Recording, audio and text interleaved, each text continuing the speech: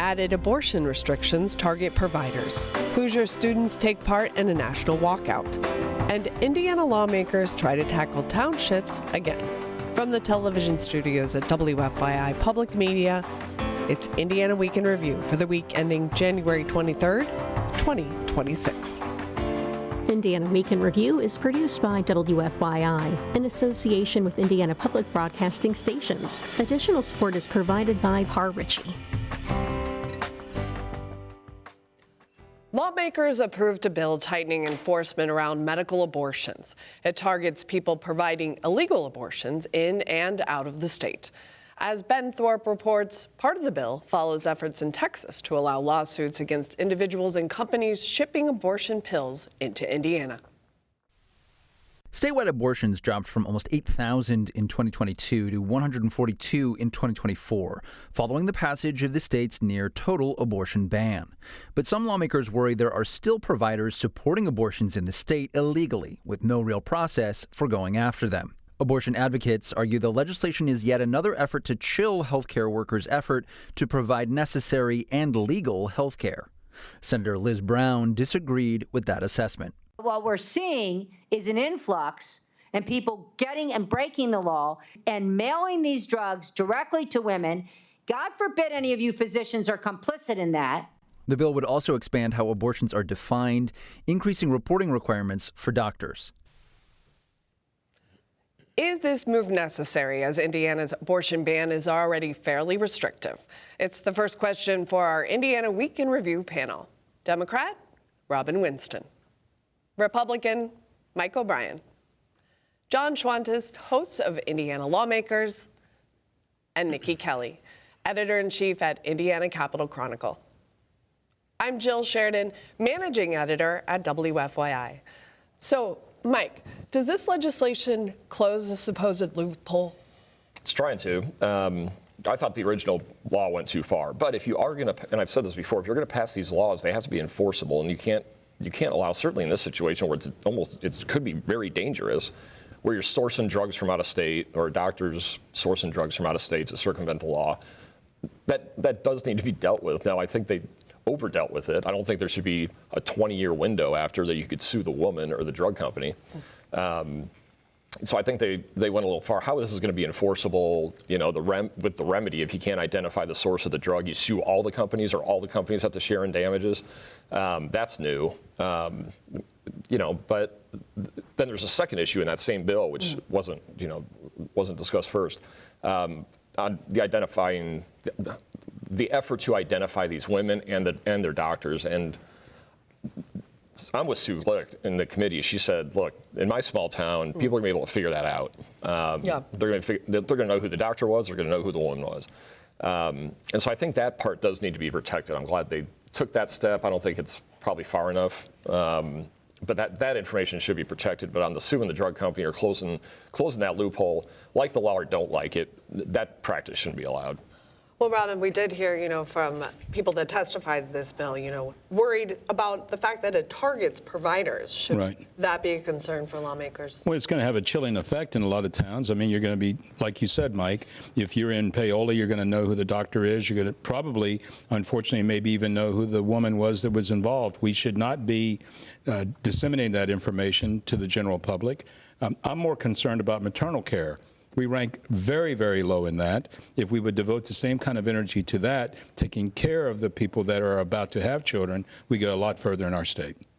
Now, Niki, some of the provisions in the bill talk about, as Mike mentioned, being able to bring civil suits against providers and others that were involved in distributing, this medication. Is this going to be a concern? Do you think lawmakers will tackle that as this bill moves? Yeah, I mean, it's a big swing. It's modeled after a Texas law that went in. I mean, it's one thing for you to say, obviously, if someone is illegally sending or prescribing this medication in Indiana, should the police and prosecutors be able to go after them? Yes. It's another thing to say, that my next door neighbor can sue me for it, and just get $100,000 for fun, And that's what this law does, is basically, and in the committee it was called basically bounties for you to go after friends, family, or whatever who maybe helped someone use an abortion-inducing drug.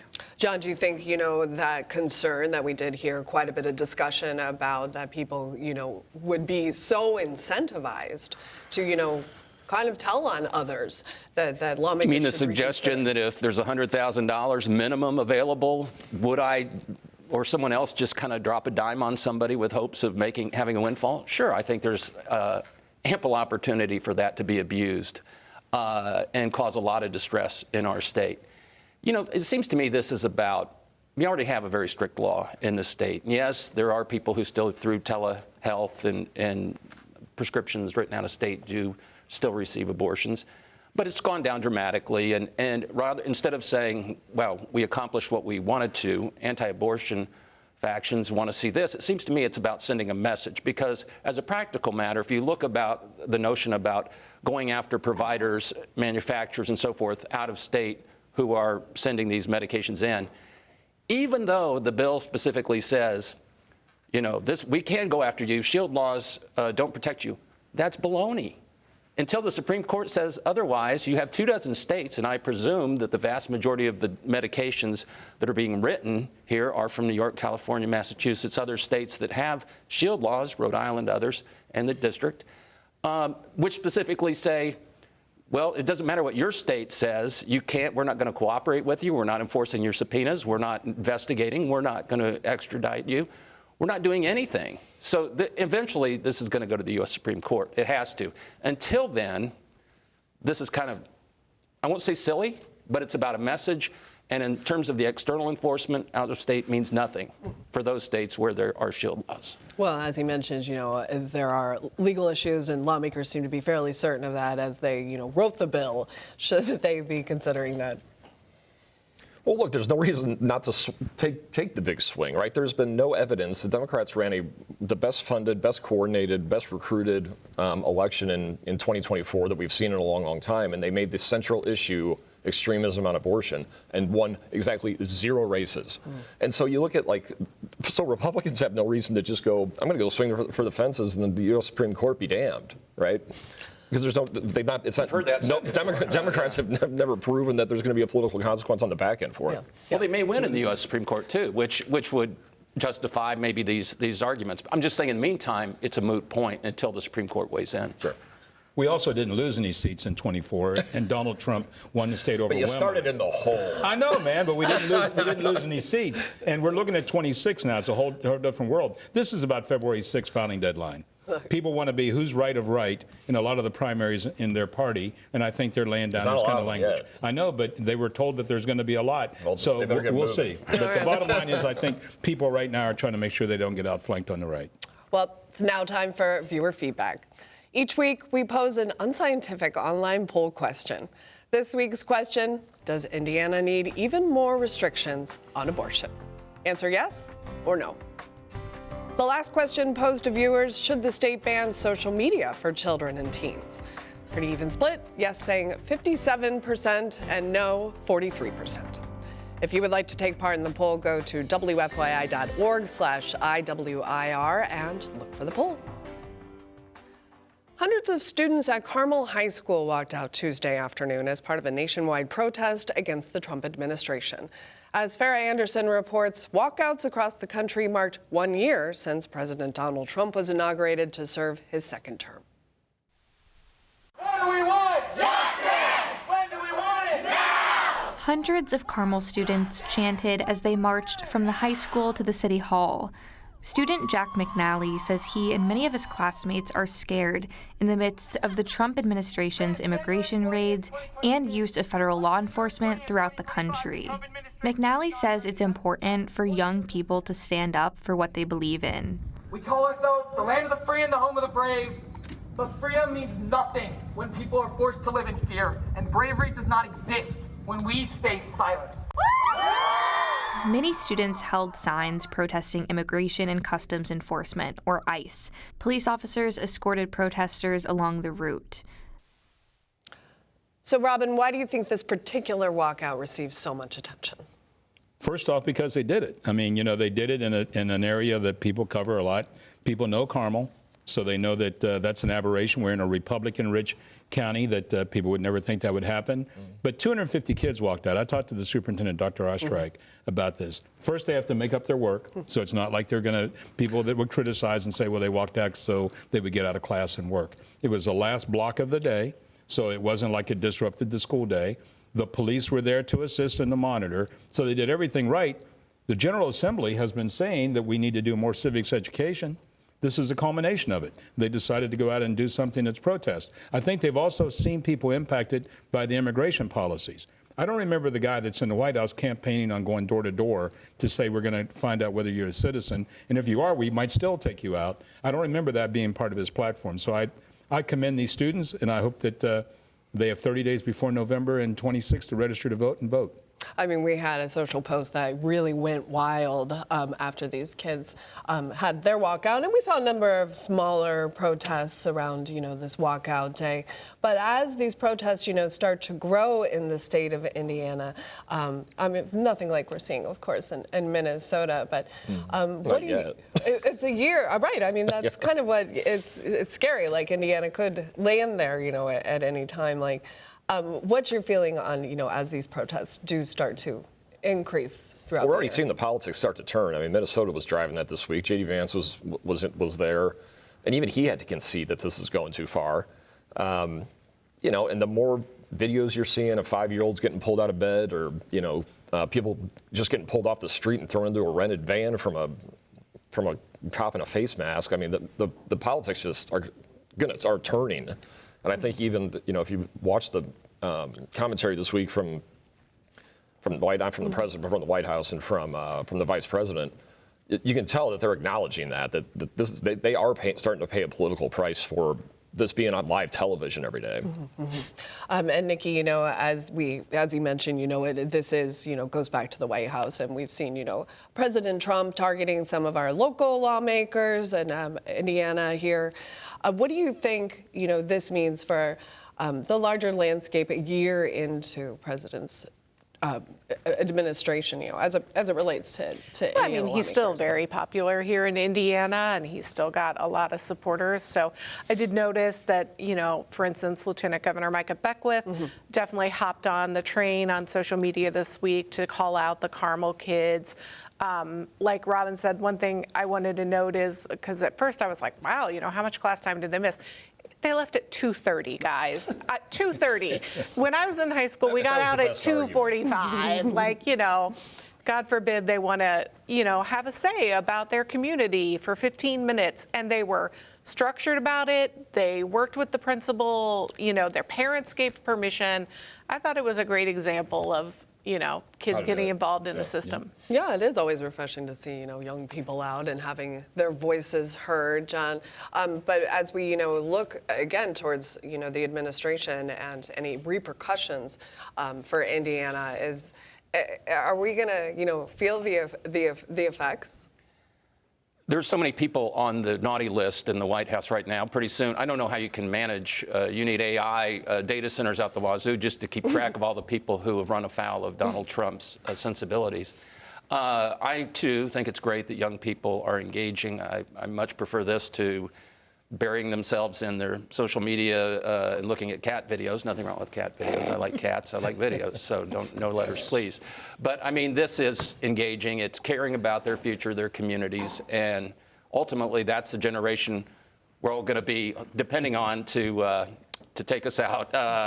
And so, more power to them. If you look at the sentiments about this, yeah, this is still a Republican state and so forth. But if you look at new data, the New York Times, for instance, just published this week, America is still divided on deportation policies, you know, and the notion about border security.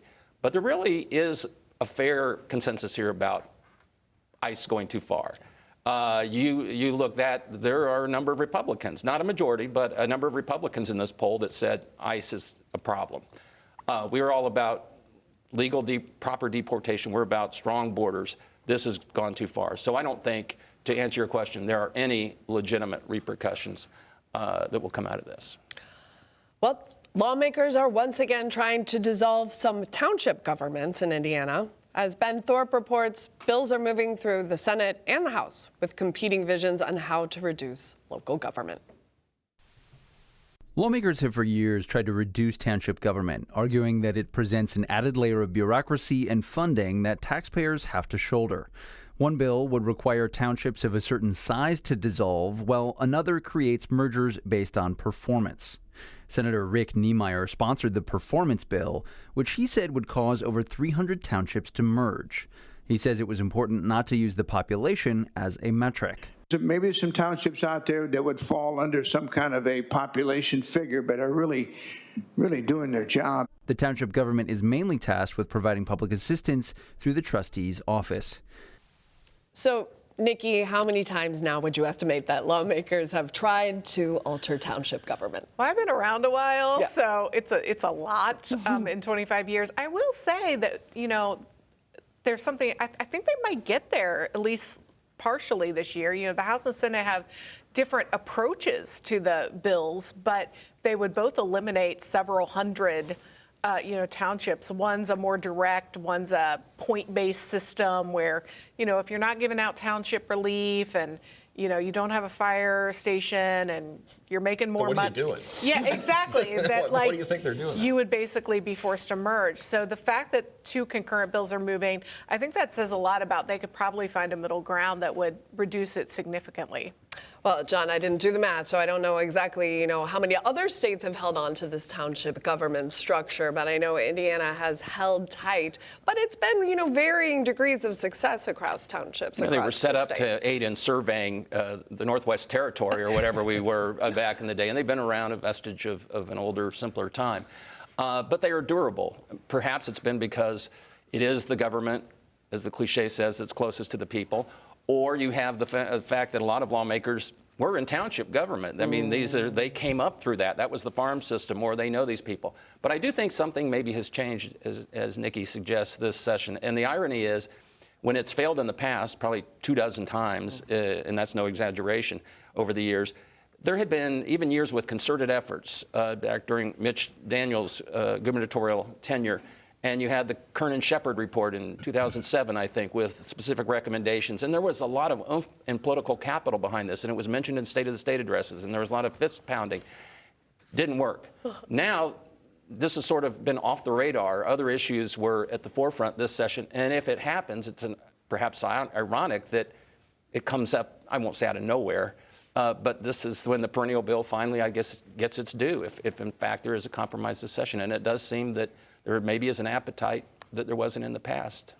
Well, Mike, I know at the State House, lawmakers are broadly trying to reduce, government, trying to reduce a number of different ways in which government may not function well. Is this one of those ways? Yeah, and if you open the door, you can, like anything else, you can grow. You can continue to grow it if you can, set a threshold where you eliminate a couple hundred of them, and then keep making the case to expand that. I think you kind of get on that path. When I was Hendricks County chairman, Hendricks County's largest, or the only, I think it's the only county in the state that doesn't have a city and that don't have mayors. So you're left with these layers on layers on layers on layers of government that you've got to deal with the township and the town, and maybe you're out of the town. Now you talk to the county, but the guy across the street is in the town. It's like, it was so confusing.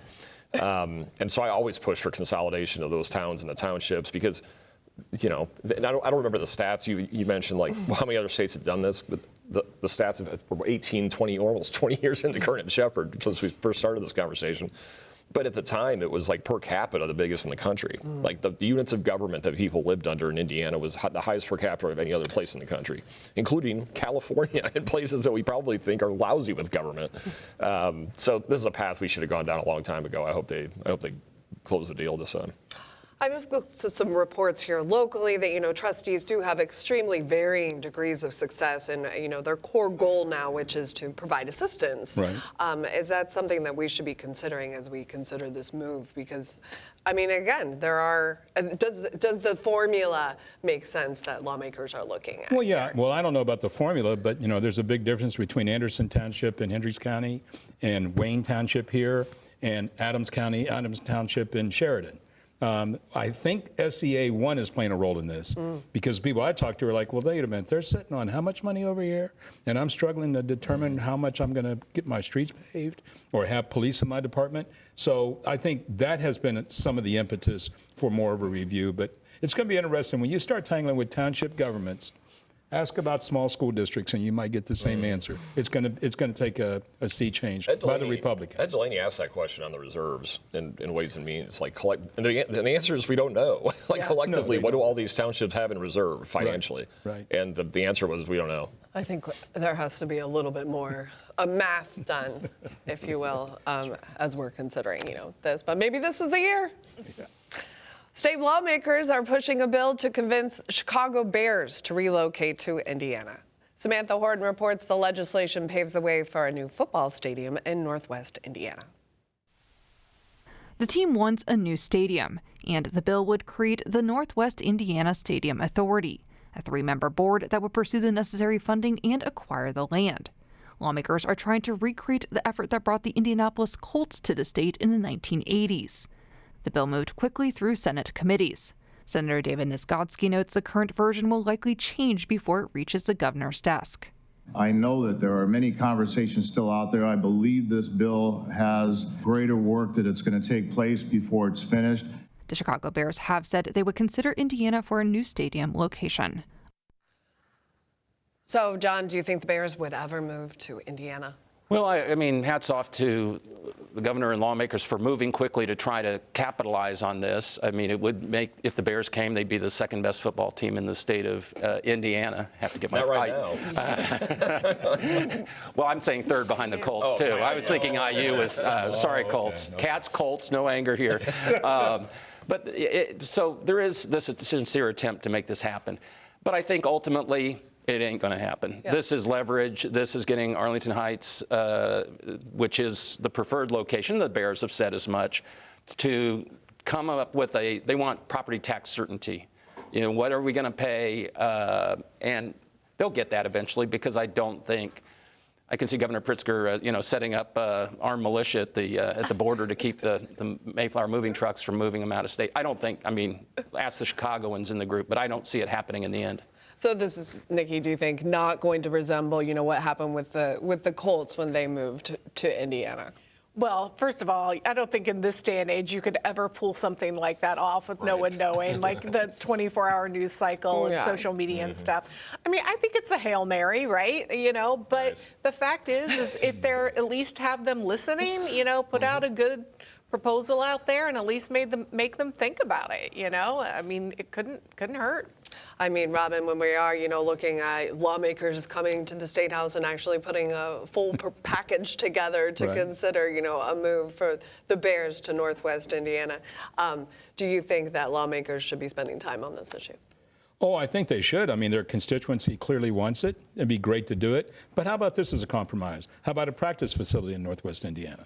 We had one at Grand Park. It's close. You can get there. That's a compromise. It's the art of the deal. It's the art of the deal. So you'd be able to say that you walked away with something. Put a practice facility there if they don't get the Bears themselves. We've heard from, I've heard from a lot of Bears fans that, this is just would never happen because the fans would not allow it. Do you feel like maybe there is going to be a little bit of an issue there? Like the fans would absolutely put their foot down. I love the Chicago Bears. I've been a huge Bears fan my whole life. I think they'll take it in exchange for what the experience is of going to current Soldier Field, which is awful. It's hard to do everything. It's expensive. But no, I think it's real. One, I think it shows that how quick Indiana can move. And talks about senior legislative leaders who are dealing with the team, the leadership of the team, and you would believe how grateful these guys are to just get a phone call back, because the Illinois legislature's been telling them to pound sand for 5 years. And look at the consequence of, will they ever move? Is it all leverage? It could be leverage, but it's to leverage themselves out of a $200 million a year property tax bill when the next closest NFL team is SoFi, is LA, paying $8 million. That's an insane number and completely reflective of how Illinois handles things. So I wouldn't be surprised if they move at all. The Dallas Cowboys can move out of Dallas. The Chicago Bears can move out of Chicago. Well, I know in Kansas, certainly it's been Missouri and New York. You go back to the first question. If lawmakers pass a law that says the Bears can't play across state lines in Illinois, that has as much effect as the abortion regulation you talked about earlier. Because we're trying to bring it full circle. They couldn't take the name you. Chicago with them. And I'm like, these people are idiots.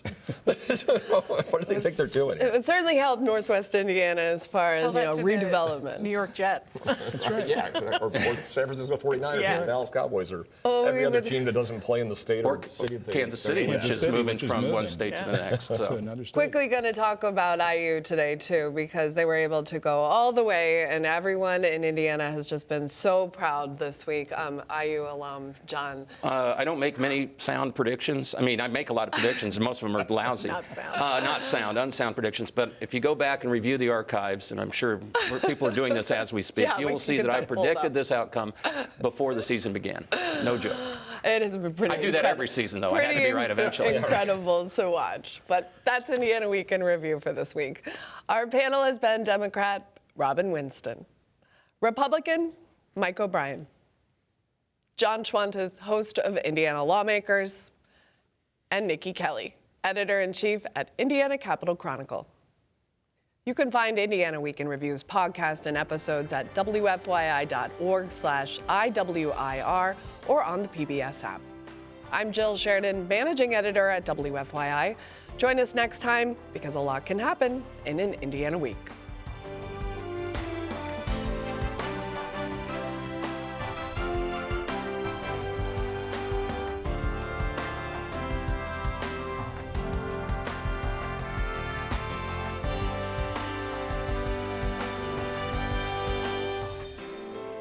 The views expressed are solely those of the panelists.